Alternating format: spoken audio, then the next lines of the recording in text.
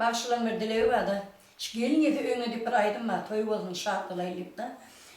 Şöyle gelin eti öğüneden aydım, her toplu şatak ayıp bile dinlenliydi. Tabii Türkmen doğalımda da dinlet şu aydımı dinletirli. Çağırlar sağ olsun.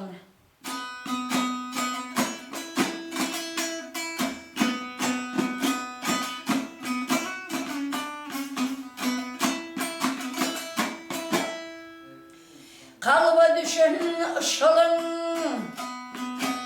kalba düşen ışılın, gelin gelte öyüne, gelin gelte öyüne. Hep avrek artır maşalın, gelin gelte öyüne. Hep öyüne can öyüne, gelin gelte öyüne.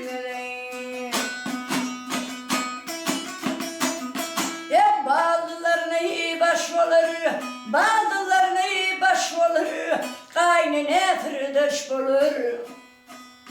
Hep kaynına tırdaş olur.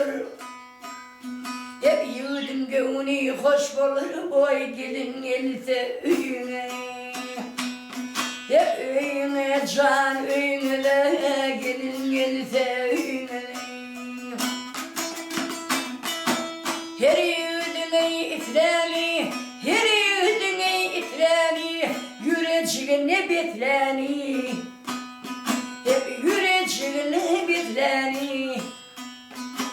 Din paylaşır kustani, boy gelin gelse öyüne.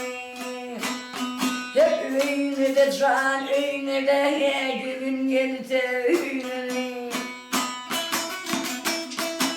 Birbirini yatıyteler, birbirini yatıyteler, kandına bak iteler, kandız nigeriz iteler. İyiler anlat duysalar, boy gelin gelse öyüne. Hep öyüne de can öyüne de, gelin gelse öyüne. Hep hem gelinine hem kıyırın kavuşun dilen öyüne. Dağ leylim hay.